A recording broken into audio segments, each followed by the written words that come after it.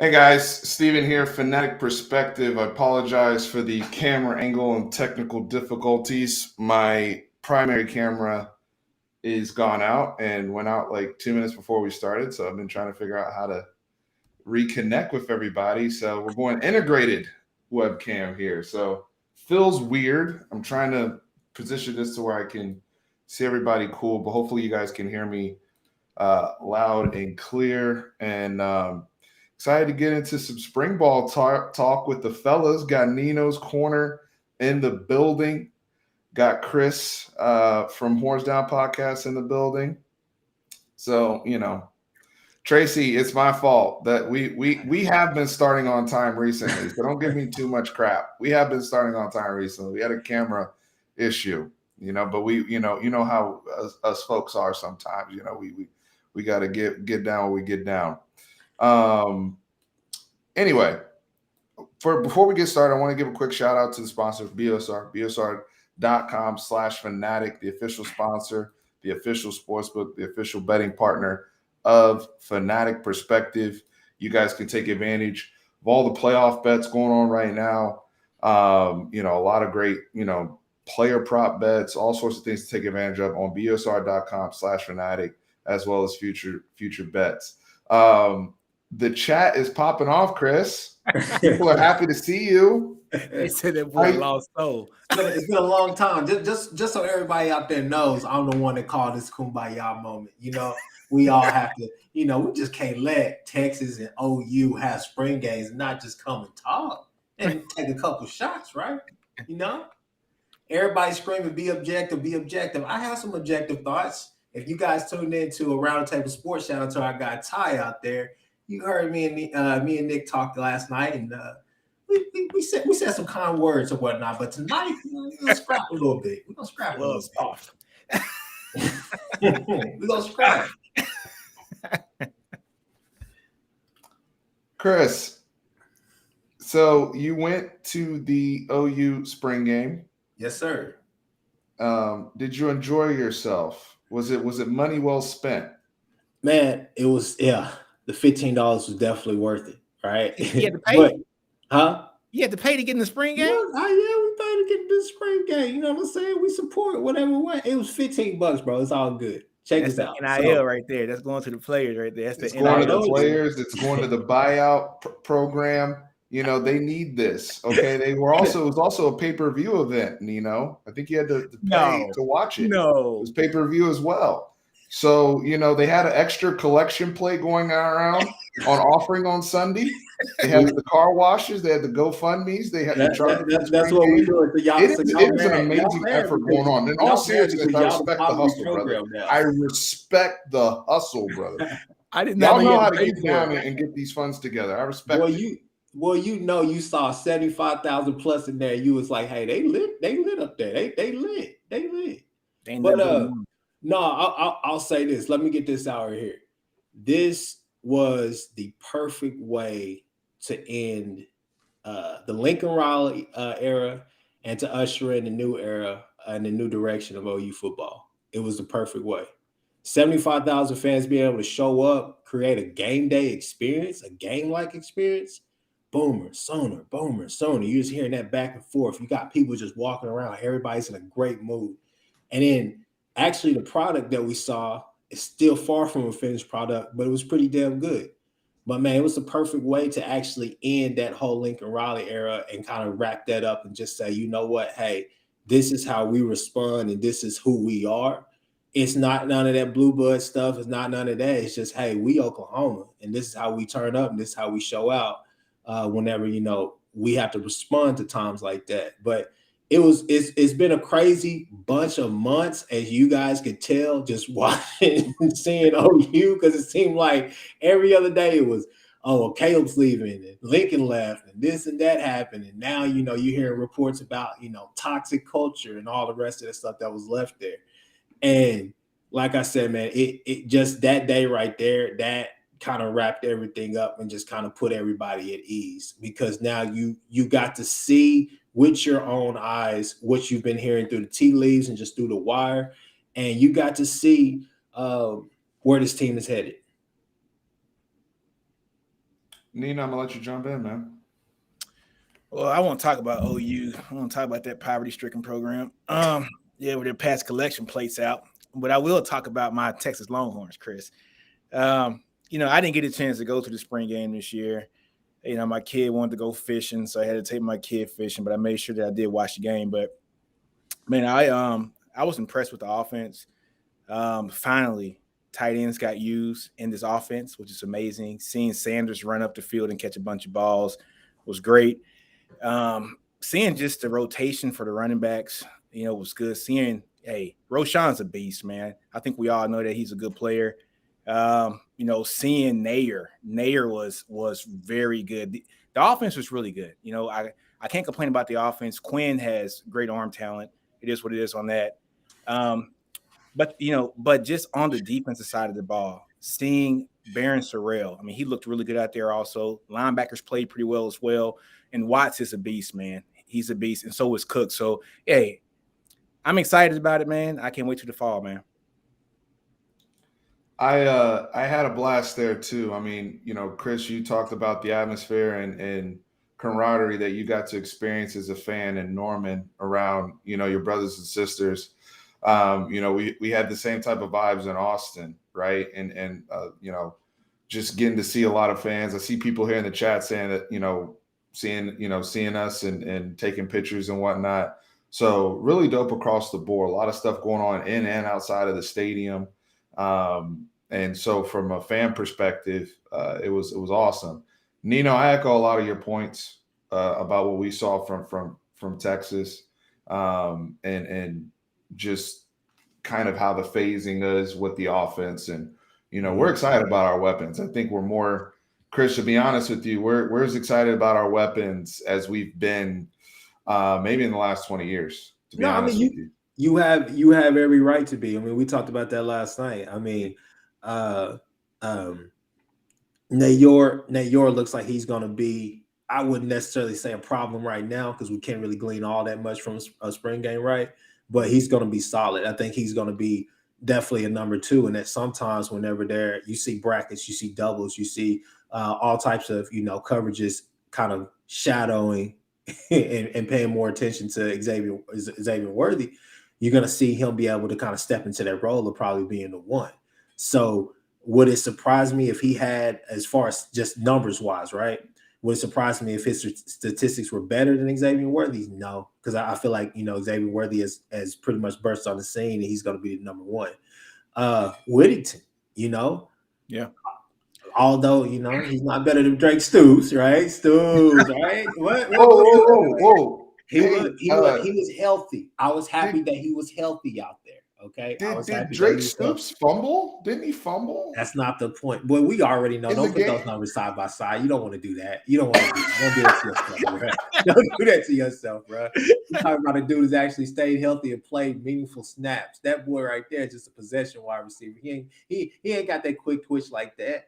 But anyways, let's stop talking about a linebacker, a wide receiver that should be a linebacker, or what you were going to. I thought ball security was paramount in the Stoops family. I must have been mistaken. Look, chill out. But moving on, what I will say is that you guys have every right to be excited. I don't know what kind of production you're going to get from Moochie, Michi, and all the rest of those guys, Marcus Washington, whatever those guys' names are. But if Agiye Hall comes with his head correct, he's gonna he showed. See, a lot of people, what was weird and was crazy is that a lot of people were kind of down on him because of the baggage that he had off the field, right? And a lot of people tried to clown him for his performance in the national championship game. I thought he was fine. He's a freaking true freshman being thrown out there, little to no reps last year, and he's going to be comfortable in that Stark offense. The Stark offense doesn't, and this isn't a dig, but it doesn't look like it's that complicated, right? And it's pretty friendly to wide receivers who can pick it up pretty fast. He has all the intangibles. It's just is he going to put in the work, and is his head going to be right? And when he faces adversity, is he actually going to stand up this time, or is he going to kind of do the same stuff that he did at Alabama? You know what I'm saying? So, is he going to be Josh Moore 2.0, or is he going to actually be the Agiye Hall that a lot of us thought he was going to be coming into last year? That's a good question, though, man. So, the only pass that I will give him is that when he came to Alabama, that was in the COVID year, he didn't get a chance to see the campus at all. And you're bringing a kid from Florida up to Tuscaloosa now. My wife's from Greene County, Alabama, which is 45 minutes away from Tuscaloosa. And I'm from Shreveport, Louisiana. And when I went down there, it's a shock, right? And so, Shreveport's not the biggest city at all either. But, I went to Tuscaloosa. I was like, I don't know about this. You know what I'm saying? So when you have a kid that comes from Florida, goes up to Tuscaloosa, it could have been just a culture shock. And then also, Nick Saban's not for everybody, right? He's just not for everybody. So he got actually brought to Alabama by Sark and who else was it? Jeff Banks, right? So for him to have those two guys be his lead guys here at Texas also, I think he'll fit in just fine. Was fascinating too with Hall is he burst onto the scene too in their spring game last year, and that's why you have to take spring games with a grain of salt when you see guys start to electrify in any environment. Because right now, I'm sure a lot of us are starting to go back and try to take a look at what other people are doing. And I remember seeing him pop last year, and I'm like, wow, Bama did it again off all those guys they had sent to the league. But he kind of stayed. So this is honestly our staff taking a risk too, in a lot of ways, and a necessary risk because there are some depth challenges we saw with our receivers after that first group of Jay Witt and Worthy and Nayer, right? And so we do need to have some reliable production for those folks. Health has been an issue. We have guys that we like who are still on the mend, and a Troy O'Mary and a Jaden Alexis as well. Young guys coming in, and Brendan Thompson. So, having somebody like that's at least, he was ranked ahead of Xavier Worthy just a year ago. Yeah. So it's not like, when you start thinking about recruiting and some of the misses we've had with the receiver position, that helps with their numbers. So, the more I know I'm starting to drink the Kool-Aid a little bit more on the take. I have my questions. There are red flags. Yeah. I'm not sugarcoating those things, but I've been very upfront about once we took Hall, once you're in the Texas uniform, you're one of my guys. And we're going to try to make this thing work for both parties, right? And so I'm excited to see what he can bring to the table come fall. Now, Steven. Yes, sir. I got a question for you. So you said something just a while ago. You're talking about fumbles. Let's talk about Nick's boy that he was being a fanboy about last night. Let's talk about that Sanders kid who had he looked good. Didn't he fumble? Didn't he fumble too on the 1 yard? No, not only did he fumble, he got the ball snatched from him. So after all the little, he looking bulk, he looking all that. He looked soft out there, didn't he? Didn't he, Nick? Get out of here. He looks soft, man. The reason why I bring that up is this right here. The point that I made last night. You don't have a reason to bring that up, sir. Go ahead. I still am. Basically, I don't know if you guys are going to have I don't know if the tight ends are going to be involved this year like you want, because Billingsley, I don't know. That's the guy that I'm looking at and saying like, hey, look, he should be the guy. I mean, that dude right there is a freak when he's out there on the field and when he has his head straight. I mean, that's another risk that you guys took. I like the talent, and I feel like they could be weapons in there. Sanders has a bone to pick with everybody. He has a lot of doubters out there, not only from the outside, but also the inside as well. So this is kind of like I'm about to prove my worth to everybody here. So he's hungry. So I get that. And I think that he could be a threat as well. I mean, the kid has the size, he has the intangibles. Hopefully he can stick it out at the position that he does want to play. However, you look at Billingsley, or however you say his name, and you're thinking, you're not going to the portal just to get that kid just so he can come out there and block and play behind the Sanders kid. I get that Sanders has already been in the system, but they both have been in the system. And Billingsley is way older. And I mean, a few years ago, people were talking about him high in the draft and all his intangibles and all the rest of that. So I'm thinking to myself, you can have two tight end sets, though. That's what Bama did last year. Right. We run a lot of 12 personnel, Chris. So exactly. We run a lot of 12 personnel. So Sanders is going to be more of a inline tight end kind of in the mix with Gunnar Helm. They're competing for snaps. Yeah. And Billingsley's more of a flex tight end. There were several sets that we ran in our spring game. Again, it was a lot of base stuff, but there were several sets where they were flexing Billingsley out almost like he was an X. Yeah, all the way out to the field. Yeah, so he's lining up all over. He's going to do a lot of motion. A lot of the stuff you saw at Alabama where he'll motion across a formation and then run a deep crossing route like you saw him score against Notre Dame in the playoffs. Yeah. So those things are still going to be in play for Billingsley. I don't think that impacts what he is necessarily going to be asked to do. You saw him run, a lot of drag routes. A lot of drag routes. Crazy. Yeah. It was very base. It was very vanilla. No, I mean, I know it's a spring game, but my whole thing is just that, I feel like that's the guy. I feel like that's the guy at that position. I'm not really looking at Sanders. I feel like that's the guy, right? Because you go and get a name like that. Because when you guys picked him up, I was like, that's actually a great move. That was a great move by Sark. And then the Ajay Hall as well. I mean, it was kind of a no-brainer. And like I said, watching what I did of the spring game, like I just felt like, man, he's not really being involved or whatnot. But then again, like we said, it's just a spring game, right? But he was involved, because he caught I think 3 or 4 passes, right, Steven? Yeah. I guess I must have been looking away because I only saw 2. I was like, eh? So to the OU side, because I know you want to talk a little bit about your game, and I have some questions. From what I saw in the OU spring game. I do see the physical element that Brett Venables and the staff is bringing. Like there's an emphasis there. So, while I'm joking about the fumble, the turnovers, I see Joshua Eaton flying to the ball. That was somebody who flipped from us to you guys. So cool to see the brother developing. And guys out there really, really physical, even running the football. I mean, you guys are doing more veer and shoot now with Levy.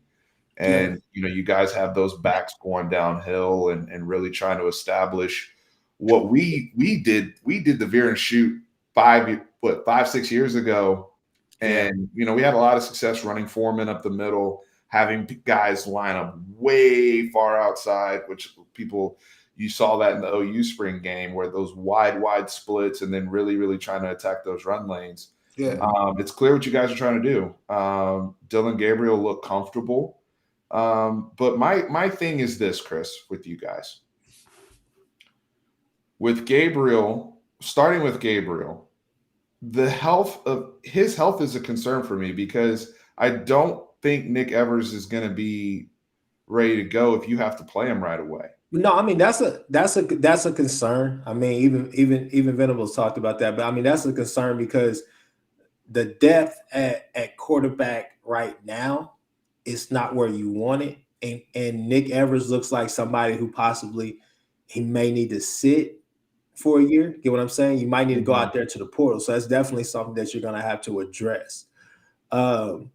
Even with Cody Jackson leaving, I think that just gives more room and gives way to actually going and getting maybe, a more seasoned wide receiver. Somebody can come in and help you. You don't have to make a huge splash or anything like that, but you're just trying to build more continuity in the passing game. I think the passing game is going to be really good. Offensive line-wise, we couldn't really glean too much from the spring game because 1s and 2s and 3s were playing together, so everybody was split up. But for some of the key guys that you're looking for, Harrison's, the Wanye Morris's, guys like that, you're like, hey, I feel comfortable. You're looking at transfers like Guyton, and you're like, hey, man, I feel really good about where this offensive line is going. But no, I mean, that's definitely a concern. And, they're putting a lot of emphasis on that because he has to stay upright. So I definitely think that you have to address that in the portal because if something happens to Gabriel, Levy's kind of stuck in that same situation that he was in that Baylor game where like, hey, defense kept them in the game as long as they could. But at the end of the day, the freshman came in different spots. He looked good, and all that. But it was almost like they had to simplify the game plan for him, basically kind of going to a lot of base package stuff and everything and just trying to work the field as more than what they would do with what is his name? You guys know who I'm talking about, the quarterback for them, but for Ole Miss. But basically, Yeah. For Corral, Corral tries to make explosive plays, different things like that. He had a really, great command of that offense. But with the freshman that came in, freshman was pretty good, but at the end of the day, he just didn't, he didn't have it like that, right? So yeah, I mean, it's definitely a concern for us. But I would say, I'm excited about the offensive line. I think that we'll definitely see Dylan Gabriel stay upright this year. I think that with the new scheme, especially with that zone scheme and the zone running scheme, I think the run game is going to take a lot of pressure off of him. And I really think that Mims and Weiss are going to have a big year.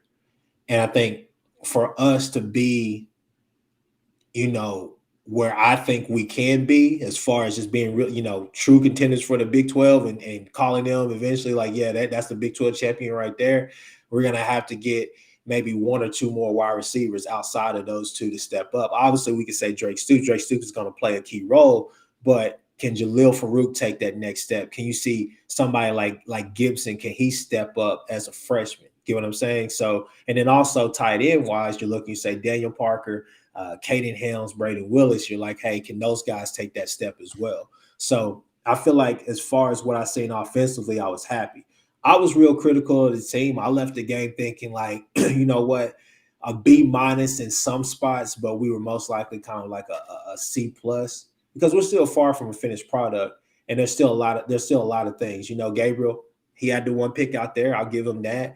It looked like it was a bad decision, but man, you can't be anything but excited about that defense and kind of some of the things that you saw. Yeah, we lost a lot of production, and we definitely don't have guys out there like a Perrion Winfrey and a Nick Benito. But the biggest thing about this OU team is that you're going to have a workman-like group, and those guys are coming in there hungry. And they hear all the noise. They hear everybody in the chat. They hear you guys talking, all the rest of that. One of the things I saw, other fans were talking about, and something that I thought was key. Let me pull it up. Was defensively, at least in the spring game, you're seeing OU correct a lot of mistakes that we did last year. Let's just face it, I talk a lot of crap on Texas about development. I talk a lot of crap on Texas about being soft. And what it looked like after Lincoln left, and when you actually kind of got to see, look, we're not denying that Lincoln was a great coach and that he's a great offensive mind. But when you look at the player development, you're still saying it's almost like we regressed. Even though we were a really, really good team, really times a million, were we really elite at times where we needed to be? You see an Alabama go and play somebody. Hold on. Time out. I got to hear this one. Because Baker Mayfield wasn't developed. Hollywood Brown wasn't developed. No, I'm talking defensively. I'm talking defensively. I'm not talking about offense. I'm talking defensively. He never Kenneth Murray? Shit. Huh? Kenneth Murray? You're talking about one person. You're talking. Just go ahead. Keep naming them. No, I'm just. You guys. This draft coming up. Don't we have Isaiah Thomas, Nick Benito? We have Isaiah Thomas. We have those three. But listen to me.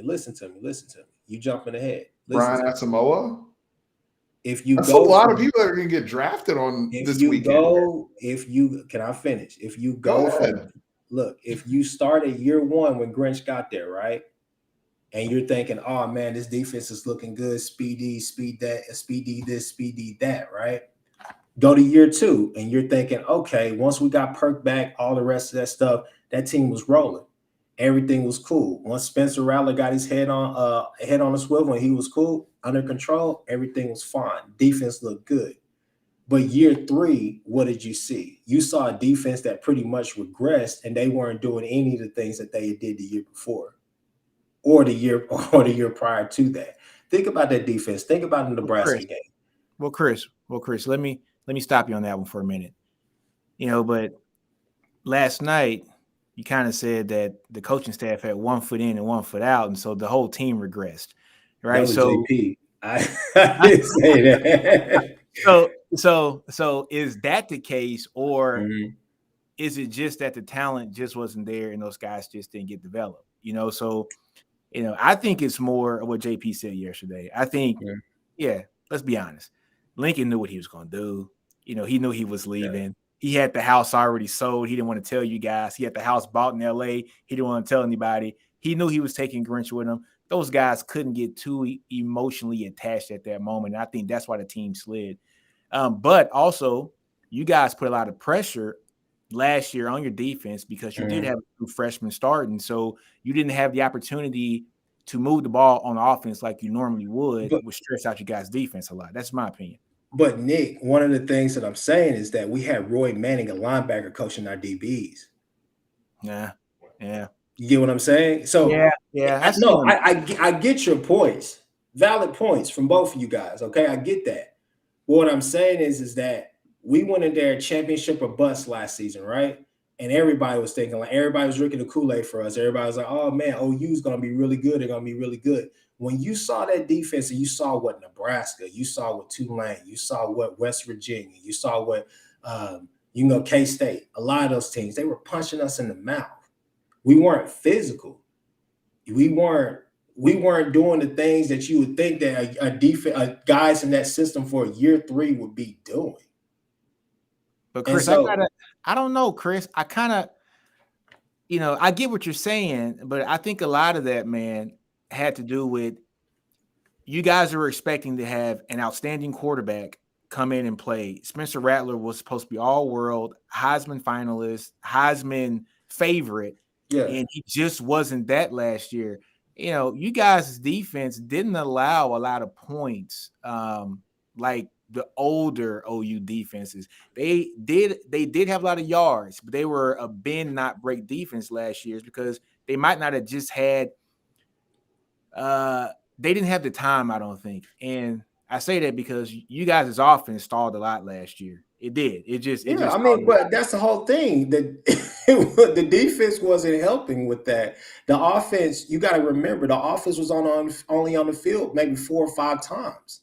Yeah.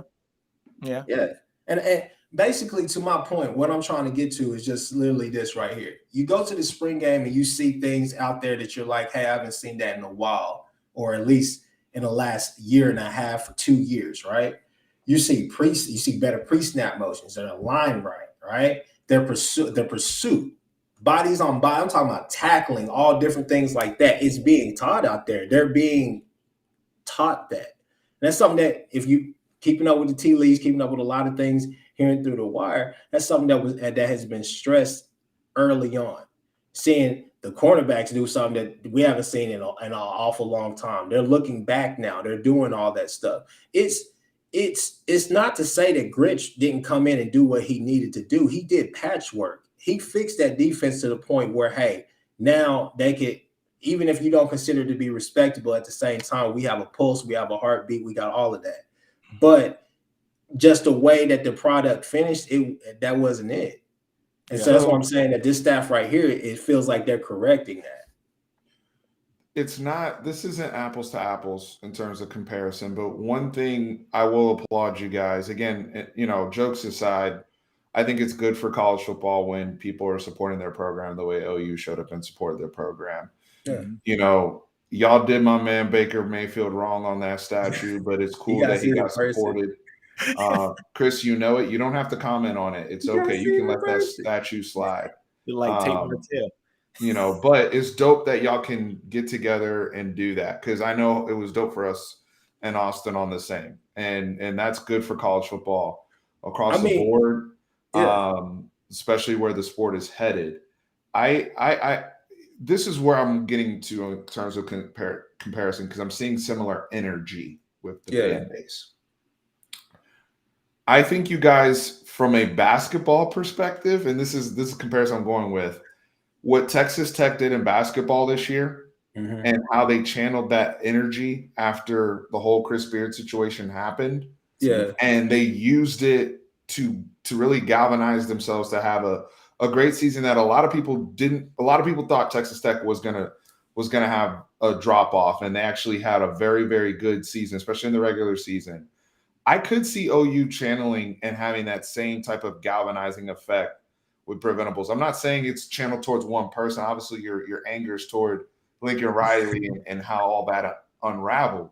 But if I'm being objective, I can see the energy there with you guys. Mm-hmm. I'm not trying to say that out of disrespect, okay? I'm saying like there's a collective energy that's there that I saw from Texas Tech, and they used it in a positive manner, and just were looked at themselves as us against the world mentality. So and the funny thing about that Texas Tech comment, I gotta say, is the funny thing about that is the simple fact that a lot of people behind the scenes said, "Hey, Texas Tech is gonna be fine," because the coach now, he was actually the architect of it all. So that's the funny thing. But and that's the reason why I came on here trying to be objective. And I took a little shots or whatever, but I was being objective because the one thing that OU fans and Texas fans had in common on Saturday was the simple fact of is that, hey, new season, new looks, got to wash a bad taste out of our mouth. 5-7, and what happened to us? Because at least even though we went 11-2, I can tell you now I felt like we went 5-7 as well, because of the way the season ended and how everything was going, with just week by week having to just, hope and pray like, hey, they're going to get it together this week. They're going to get it together this week. And I know you guys got tired of me hearing saying. I want to get y'all's take here though, because with the new generation as new faces, we just talked about Dylan Gabriel and our concerns there. Texas is in a quarterback competition right now with Quinn Ewers coming on board, Hudson Card as the holdover from last year. And Quinn Ewers has been a big name across college football, and NIL is one of the very first NIL darlings and cases. What were, Nina, I'm gonna start with you and then I'll go to Chris. First impressions of Quinn. Arm talent. I mean, huge arm.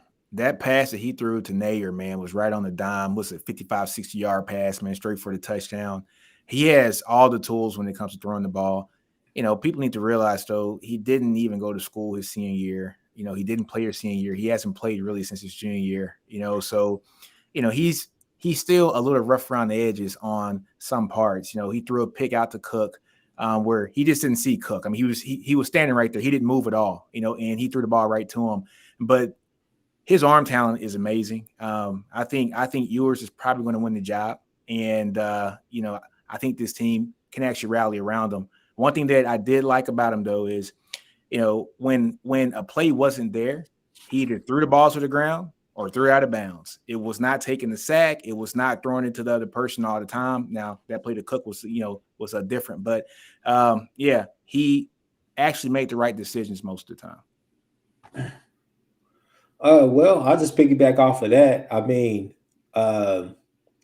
talent-wise, Hudson Card shouldn't even be on the field with him.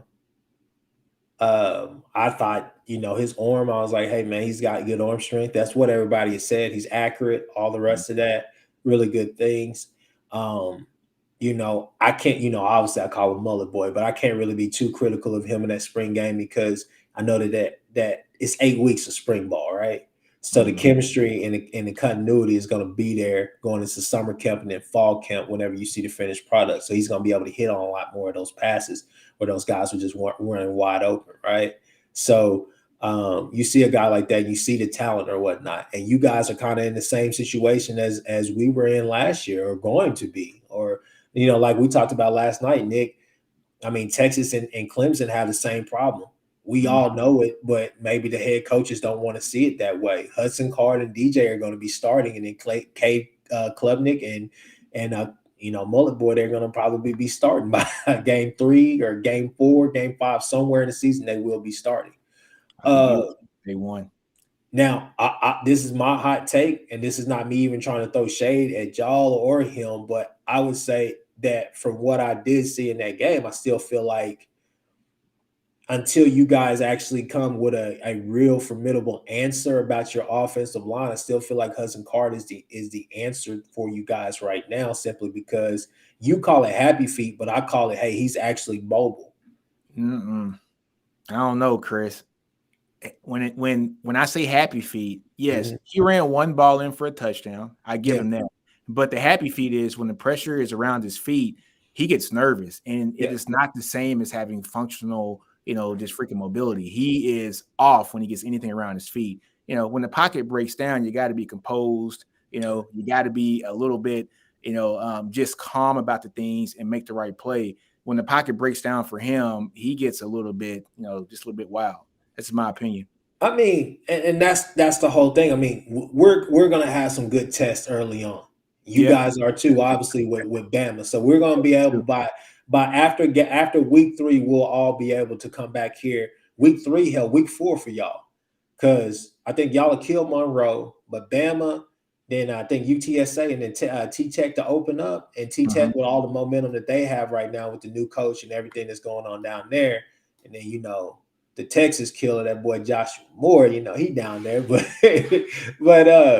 no, I mean, we're gonna be able to see, and that's the whole thing. That's the reason why I'm saying that when Will Anderson and Dallas Turner, all of them are rushing y'all tackles and all the rest of that, and the pocket breaks down, Quinn can throw the ball with the best of them, but at the same time, you don't want a statue there, right? You still want somebody who's going to be a little bit elusive and give you a chance to actually make a play down the field. And with Whittington, your boy, Whittington is y'all possession receiver and everything. Somebody has to get the ball to him. And we all know that with Bijan being back there, Bijan's going to be a threat, and he's going to open up things for Xavier Worthy and vice versa. But I'm just saying, as far as right now, especially with the offense, and time will tell. But I still think that at this moment right now, leaving that game, Hudson Card is your clear number 1, at least for the time being. I think one other thing though is I think people don't give Quinn his credit when it comes to having some kind of running ability. He's not really a statue. He can run, but it's all functional. It's all functional within the pocket. Is he Vince Young? Is he Casey Thompson running the ball? No, he's not that guy, but he does make the right plays with his feet. So I think that his pocket presence is just a little bit better than Hudson's. I think he can make all the right throws as well. His deep throws, I think, is what's going to separate him, just for the simple fact that him making those deep throws is going to keep the defense honest. And that's something that Hudson didn't do at all last year. We had no explosive plays, man, last year for like the first 4 or 5 games, right, Steven? So having a guy who can basically make those deep throws is going to keep that defense honest. And when you do that, it's going to open up things in the middle. It's going to, have the pressure not be as heavy on him. And I think Quinn is the guy who is going to actually take this job week 1. Well, my last point before Steven goes, I was just going to say one more thing I think we need to think about. You talked about like the health of Dylan Gabriel. You got to think about the health of your quarterbacks as well, because let's say Quinn Ewers goes out there and Quinn Ewers gets hurt. Are you comfortable or are you confident that Hudson Card can get the job done? I mean, well, that's something we don't have a choice, right? I mean, but you can say the same thing last year about OU. Yeah. Your offensive line was not that good last year either. And your team changed around when you had a quarterback who had who had wheels, because the whole game for Caleb Williams, him being able to actually run the ball a lot better than what, Spencer did. It just opened up you guys' offense. I feel better about Hudson Card than a lot of people do, and I think I'm probably in the minority on this. I thought, yes, he that's one of he has two glaring weaknesses to me. He can get happy feet in the pocket, and sometimes where he's moving where it doesn't really, more so needs to be like a slide or sliding up versus just, oh my God, there's trouble here. And sometimes he doesn't read deepest to come back, right? He'll read the opposite way at times, where he's reading more check down than upfield, because he did miss an opportunity for a touchdown. He does have a better arm than people realize and understand. I did see some improvement with some of his deep throws that he took. But the thing with Quinn Ewers is that those things that Hudson is developing, even in terms of taking risk and seeing the field creatively, Quinn naturally has that. And there's a difference. And so one of the things where they're close right now is Quinn just has not had the same amount of reps, especially not playing last year. And this is something you saw with Caleb Williams too, because Caleb Williams didn't play high school football that first year either. So he had an opportunity to ramp a little bit, even behind Spencer Rattler before, boom, the Red River rivalry happens and he's into the game. Quinn, I don't think will have the luxury of being able to wait and buy time. I do agree with Nino. I think especially with how the whole quarterback thing went down last year, I really think if they're even remotely close, which I think they already are, he's going to go with Quinn and he's going to make his bed there and he's going to make sure that Hudson Card's ready to play football as his number 2. No, I mean that's the key for me because you brought up health. Both our quarterbacks got injured last year.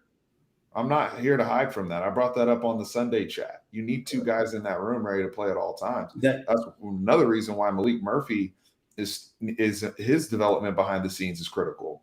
You have to be developing your room in case a transfer happens. Yeah. All of a sudden somebody's finger gets popped and all of a sudden we're dealing with finger issues and nonsense going on. I need people in the room ready to play at all times. You're one snap away. So as long as Hudson's developing, that's what Sark's good at. I'm cool with it, but I think you're going to live and die with Quinn Ewers and his growing pains, and I'm fine with that. I'm ready for that journey, me personally. I mean, I'm ready. I'm ready for it. It's not a bad journey to take or whatnot. And we can all tease y'all about y'all did this, y'all did that, y'all got all these offensive linemen, but they're all freshmen. We know that by their junior year, that if they have the correct development, they should be pretty damn good. But the whole thing is that you guys have went out and made some additions to that team. Defensively, there's still some question marks for you guys. And I mean, we haven't talked about that. I think defensively, I know you, Nick, let's go ahead and switch over to that. Nick, I know you talked about y'all defensive line being better and everything, but you brought up Coburn, and I was like, no, I didn't. I didn't. Out there with the pterodactyl. No, I brought up Byron Murphy. I said Byron Murphy is a dog, and I said Byron Murphy is a guy that is. I would rather have to tell my players to slow down than to speed up, and that's in life in general. My son's the same way. I tell him all the time, hey, if I got to tell you to speed up, you're doing something wrong. Byron Murphy's a guy that has a motor that he is 100%. He's fast all the time. He's the guy that you got to say, hey, dog, slow down a little bit, baby, slow down. And I'm totally fine with that. I think he is our best defensive lineman. I didn't say Coburn's our best. I think that was JP that mentioned that. I mean, this comment that you got on the screen, come on, man. It's not gator rolling. It's your offensive line is not good. Let's just put it. No, he's talking about a play in the West Virginia game. Hudson Card. West Virginia is dirty though. West Virginia always gonna be dirty with y'all and us. Yeah, they took him out. He didn't play another snap after that play the rest of the season because of that. What I was gonna say was, Nick and I agreed last night that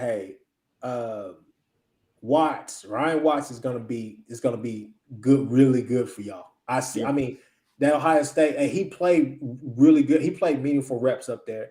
He did a lot. He didn't really get the shine that you thought he would get, but he was a big pickup. When y'all picked him up, I said, all right, Billingsley, okay, that's good. All the rest of that, I see the New York kid, but that kid right there is somebody that you needed to go get to really try to do something in that secondary. Because your secondary, you had guys back there, but it just didn't cut it last year, obviously. But I think that there's still question marks on the other side as far as like who's going to step up and be that number 2. Because I think Watts is going to have a good year. And he's hungry, He has a chip on his shoulder too. I think where Nick and I disagreed the most last night was about Overshown. I was like, Overshown should hit the portal and try to see what he could do because I mean the kid got it, but Nick is telling me that it looks like he's splitting reps and he may not be a starter. I didn't say he might not be a starter. I just said he's a 4th-year guy, and as a 4th-year guy in practice, and you're one of the no-kidding leaders on this team, you shouldn't be splitting reps with anybody. Yeah. It should be you and find out who the next linebacker is beside me. And so Texas looks like we haven't found that great combo, so it looks like Overshown and Jalen Ford. It might be Jalen Ford and Benda. It might be Overshown and Benda. It might be Overshown and somebody from the portal, right? But Overshown still has a lot of growth to do. And that's also because he was hurt last year. He didn't get a chance to pack on weight like he should have. he actually spun down from the safety position down to the actual linebacker position, right? So actually doing that, he didn't get to put on the proper weight. I heard now that he's up about 15 pounds now, so he has that weight, still has that speed, which is good, and maybe that's going to come out this year. Question: 13 or less headband, armbands, and knee bands and all that for him. I just had to ask. He had 12 last year, for Jake. Hey, I want to take a quick break because I want to go for another about 10, 15, if that's cool with you guys. I know we started late, so I want to make sure I'm respectful of everyone's time. Plus, there is a Twitter Spaces going on with Jatavian Sanders doing an interview at 7:30 that Queenie B put together, who is a dear friend of mine, and I want to make sure her stuff's getting promoted. I pinned that in the chat. I also want to make sure I'm showing my guests some love. Nino, please subscribe to Nino's Corner on YouTube. Nino's Corner. He just did a video with about Trey Wisner and Ryan Niblett, our brand new commits to Texas. So I definitely want you guys to check him out, and also young high school athletes that are looking for exposure, looking to showcase your film. Nino's going to take a look at your film first. We ain't just putting anybody on the channel. But those of you who are looking, seriously, whether it's your parents or whoever that are looking to get exposure in your recruitment and just getting comfortable, talking on camera, sharing your story, please reach out to Nino and check out what he's doing, because he's been able to help guys like Justice Finkley behind the scenes. So hey, Steven, also, man, I had 3 guys last year that were on the show. 2 of them got offers. One's at Texas Tech now. One is at, I think, Angelo State as well. The other guy just picked up his 24th offer. So he's out of Dothan, Alabama area. So after my stint with him, he got an offer from Penn State, South Carolina, Notre Dame, Michigan. I mean, he's got the gamut. And don't just get it twisted when it comes to just the interview. Sometimes some of these coaches at those schools, they hit my DMs up and ask, how was this kid during the interview? What kind of kid was he? So it gets watched, folks, and it gets really good, really good feedback. Thank you for doing that. And please, guys, take advantage of Nino's Corner. Chris, you want to give the update on brother Seth? I know a lot of people have been asking where's the other half of Horns Down. So Seth has been busy with classes. So the crazy thing is that not only is he teaching master courses, but he's also taking master's courses as well. So a thing called life has hit Seth, and Seth is doing his thing with that. And so salute to him. But we ain't going nowhere. We still here. We still trolling. We still tweet. You know that. You already know the Horns Down podcast ain't going nowhere. If I gotta hold it down till you get back, I'll hold it down. Yeah. He's engaged too now, right? Yeah. Boy, talking about in the house and all that. I was like, well, Look at that. Doing life. Doing life. I'm gonna get to the super chat here, but our next Martin super chat here.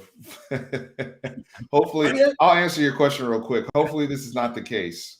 This is not the case, and we have one guy. That's what I was talking about last night. But I don't think there's going to be any flip flop. I think it's going to be Ewers from day one. Yeah, that's Sark. No, but at the same time, you saw it last year. Sark wanted to play. I mean, he wanted to play both. No, Sark wanted to play Hudson Card, and Hudson looked like what he looked like against Arkansas, and he realized he made a mistake and swapped it back. But I think Sark wants Quinn Ewers to play, guys. I mean, they went all out to get him. No, hype wants Quinn Ewers to play. All hype, no tape. All hype, no tape. Yeah. Chris, if Quinn all Ewers lube too. That's what it was last night. That's what it was. He's back to trolling ways, Nino. Ignore this. Ignore this. If Quinn Ewers said he was going to OU when he transferred from Ohio State, Chris would be over here with the red Kool-Aid, like, oh, we got the mullet guy, we good. Nah. No, you would.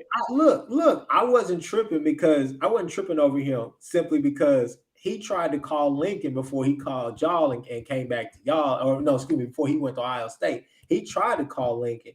Lincoln didn't pick up the phone. So I was like, you know what? I'm going to trust Lincoln's opinion. We got Caleb. It is what it is. You trusted Lincoln's opinion, huh? I trusted Lincoln's opinion then. I didn't know that he was a snake. I didn't know he was a snake. Interesting. Don't get it twisted now. I trusted it back your boy then. now, huh? He's your boy. I was a fool. I was a fool. He played me. He played me for a fool. It is what it is. Hey, Chris, this is a moment of honesty. Somebody screenshot that last 30 seconds. That was beautiful. I want to get to the last topic before we sign off here. All right. Shout out to Kyle on Twitter, Kyle Lang, and his mastery level with Texas Twitterverse. But he tweeted today, a little graphic on top. It was like a quote tweet, and he basically was like, Texas OU and Ohio State Michigan are the two best rivalries in college football. And it sparked a lot of debate. Most of the heat, Nino, I think came from the Iron Bowl folks in Alabama. Oh, I hear that, man. A lot of people, there was some Army Navy in there. There was some other rivalries in there that were mentioned.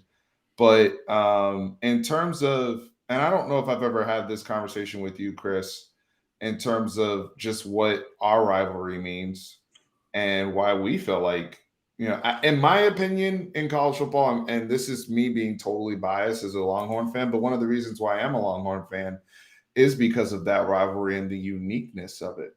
I know some folks, and shout out to my friends over at College Football Nerds. I disagree with them about their point about proximity within the state. I actually think us being split halfway, meeting in the halfway point of Dallas, and the way we do it. When I think of college football, I think of moments like that, split down the 50, point blank. Talk to me about your perspective on where our rivalry falls within the landscape of college football. The Iron Bowl is always well, I have to say always. It's the recency bias, man, because Auburn, it's not like Auburn has always had top teams like that. When you think of OU Texas, if you really think about OU Texas, you think of the Big 12 South, the Big 12 North, and you say, hey, man, the fifth game of the year, that October 10th, October 12th, whatever day it falls on, that game right there is going to decide a lot. That's going to tell you, 1, how good OU is, 2, how good Texas is, 3, who's going to the Big 12 championship game, and 4, who's probably going to be playing for a BCS national championship game, or even nowadays, who's going to be making a college football playoff berth. There's a lot that went into that game because you knew that it was going to be gritty. It was going to be a lot of hitting. It's going to be a lot of talking. Going back to the 2019 game when we came out there and it seemed like everybody was hitting Opie back there. I meant Ellinger. When everybody was hitting Ellinger back in the backfield. But coming out there talking all that noise, chopping it up, like, OSU fans, even my girlfriend, she's an OSU fan. They love going around talking, but it's not a rivalry. When you win 90-plus games and they've only won 19, that's not a rivalry. Rivalries are games where you go in there blood, sweat, and tears, and you like, man, look, best team gonna win. Because even going into last year, we felt so superior to y'all. We felt so good about that game. We just felt like we had it. We felt like, all right, this is gonna be the game where they actually take it serious. They're gonna click, right? Y'all came out there and y'all were dragging us that first half, and then we all know what ended up happening. But I mean, when you just think about every game year to year, man, you don't really know. It's a toss-up sometimes. And when you look at the rest of the college football landscape, those rivalries don't really they don't carry the same weight. This rivalry has carried weight because even when you guys have not been good, and even when we've been down some years, it's still a great game. But when you look at the Miamis and Florida State, that game don't mean anything. When you look at the Miami and Notre Dames, the Catholics versus convicts, all the rest of stuff, it's not the 80s anymore. Those games had their moments in their era. This, at least my entire life of fandom, has always been at the same level of intensity. Yeah. I'm gonna have to tell my kids one day that Tennessee, Florida was a big deal. Yeah. Because I'm serious. Like Tennessee, Florida, when I was in middle school, high school, that was it. Huge. Yeah. Now it's like, yeah, that's on CBS. You know what I'm saying? Like those type of things. I've never seen that happen with Texas OU, no matter how up or down either the teams have been. Here's a hot take for you. People talk about the Iron Bowl and they say that's like the greatest, rivalry game. LSU Bama is actually a better rivalry game than that game right there. Chris, we right here at that. I was going through my notes today and I was like, I'd rather watch LSU Bama every third year or so, right? Than to watch Iron Bowl every year, because those are more competitive games. They match up better. Bama gets the recruits, Auburn doesn't, right? And LSU gets to recruit. So it's a better matchup. I mean, it's just a dirty, physical, nasty game. So I'm with you on that. LSU Bama's way better. And OU Nebraska, that's another game. This year for sure going to Lincoln. I'm sure that they're going to be trying to jaw and talk. They're feeling good about themselves. They got shot sloppy seconds, but I think OU gonna pull that one out. All right, Chris, OU Nebraska is not. Look, I know OU's your team, but wasn't nobody checking for that game last year, bro. But that's what I have to tell my dad. I had to tell my dad that it's not the 90s anymore. I'm about to tell my kids that OU Nebraska was something special, right? I think people. There's a few things, Chris, you mentioned too, in terms of being at the game. So we both had an opportunity to go this past year, and I've been in the last few. And one thing about leaving Texas OU is you are exhausted, whether you won or lost the game. I went to every Texas game I had. I mean, not the only game I probably didn't go to was like Iowa State and West Virginia, I think, and Kansas. Kansas State. I didn't go to Kansas State. But the other games I went to, I never left the game feeling physically exhausted. The way that I left Texas OU. The other thing about Texas OU is you brought this up, the timing during the season. The fact that you're still using that as a measuring stick game. It's typically our first or second game in the Big 12, maybe third game in the Big 12. Right. So there's still the other thing is the teams are typically very healthy at that point when they're playing. We've seen how many years, no disrespect to even Ohio State, Michigan, but how many years have we seen it's the last game of their season? Both teams are kind of banged up, and sometimes the weather's a factor, which you might like. I'm not making excuses for that because I think it's an epic rivalry. I look at Ohio State, Michigan on the same plane as North Carolina, Duke in college basketball, which to me is a top two rivalry in all of sports. With what they have going on for basketball's sake, but for football's sake, I love when we play each other because there's still hope. It feels for these teams. So it's really, really interesting how we match up. Talking to people who don't believe that game is really as big as it is because they've never been. Right. Yeah. So I'm trying to tell my wife how big the game is. And she's like, it's not bigger than the Iron Bowl. She's from Alabama, right? She's an Alabama fan. But I told her that stadium is loud every play. The whole game is loud because with it being split right down the middle, if it's a good play, Texas is loud. If it's a bad play for Texas, OU is loud. And it's every play. And like Steven says, you're exhausted because it's noise 24/7. If you're at Alabama and you're playing Auburn in Tuscaloosa, when Alabama's not doing well, it's quiet in there. The whole stadium's quiet. Drink your beer, you get a chance to eat your nachos and stuff. Nah, in the Texas first OU game, man, it is loud the whole time. You are physically drained. You're exhausted. Your voice is gone, right? It is what it is, man. I think it's the best rivalry in college football. And in that stadium in the Cotton Bowl, when you leave and you're going back right into the state fair, there is no worse feeling than losing that game. Walking through there, like I told through the fair, like and I you're told seeing people celebrate life. with cotton candy and getting on rides and getting hot dogs, and meanwhile you want to knock somebody's beer out of their hand. When I was there this last game, like I told Nick, I said, man, it's like that Nipsey Hussle song, Perfect 10. I felt every emotion. I wanted to leave. I was like, man, we suck. Then at one point I was like, man, hey, we about to win a national championship this year, man. We back. We doing a damn thing. But my favorite moment was walking and buying like one of those little like straw cowboy hats, a cowboy hat, the one I wore after we beat y'all, right? Yeah. And that one right there. And turning to my right and seeing this Texas fan. He looked at his friend. He said, I just don't know when. I just don't know. It's like I shouldn't come to these games. And he cried. He fell in his friend's arms and he started crying. And I was Steven, you see, you always got to take a jab, Steven. Always got to take a jab. You see this, Steven?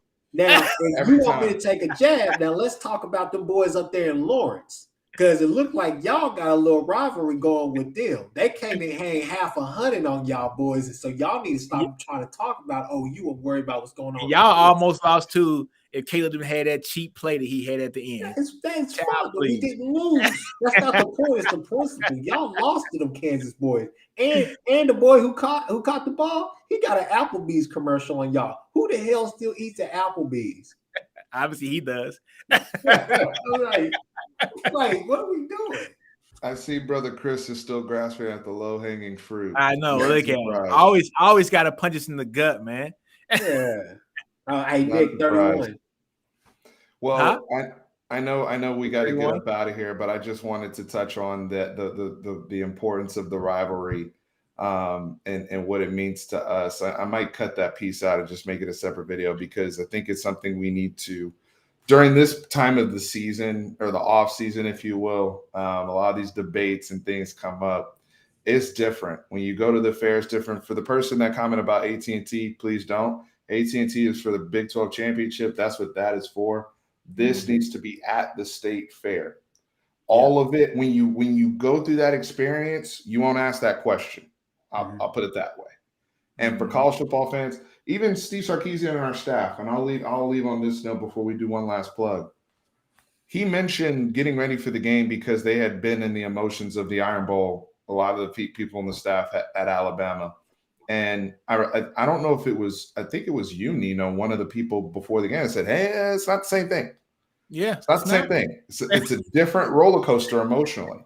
Yeah. And I think the way that they got turned so early and really exhausted so much energy.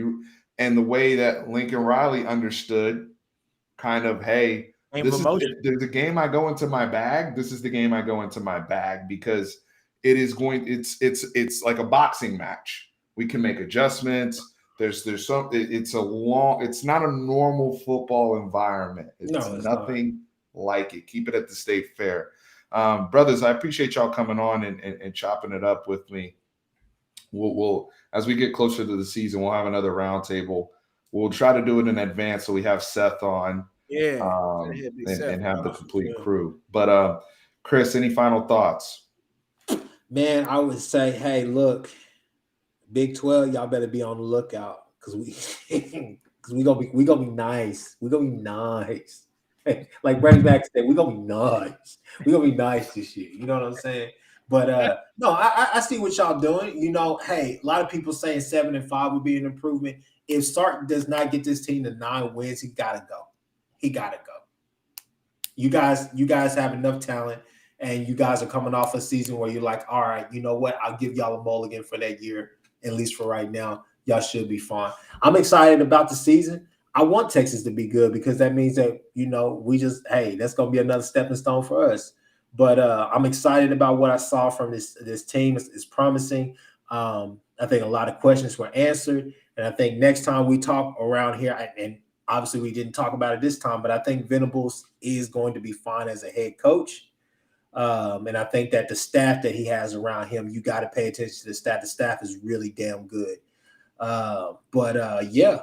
Also, last point that I got to point it out, man. I love what y'all are doing with y'all future defensive coordinator, keeping him close. That way PK can look over his shoulder and know every time that he mess up, Sark gonna be like, look at you. Get your ass over there. Yeah, that's about it. Go ahead, Nino. Oh man, Chris, you never fail, dude.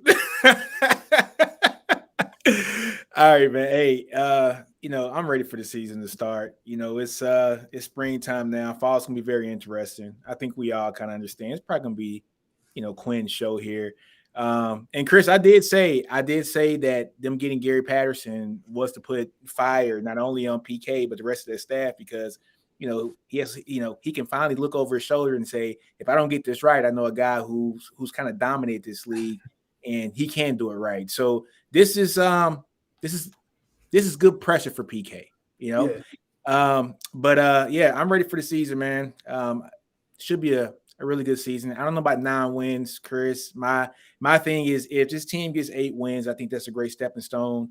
Get those the offensive linemen, just a couple years in, get those guys in fresh and ready, have those guys ready for the next year, and I think the next year is going to be the year that we take off. But yeah, that's all I got, man. Well, I appreciate you guys coming on, and we, appreciate our sponsor, busr.com/fanatic. Go check that out. Got all these Hawks Heat going on. A lot of great player prop bets. Tran hit on I think it was Luka Doncic plus 9 rebounds last night. So little things like that, little tidbits you can find on BUSR. You don't necessarily have to bet the games or the over or unders. You can find your favorite players on there, whether it's Joel Embiid, or if you think Harden's going to choke, you can bet the under on all of Harden's stats. Whatever you want to do, go and check it out and do that on busr.com/fanatic, official sportsbook, official betting partner of Fanatic Perspective. For everybody that tuned in, thank you so very much for coming. Please go subscribe over at Nino's Corner. Please subscribe and follow Horns Down Podcast. And guys, remember, Horns always up. Always up. Always up, boy. We out. All right, folks.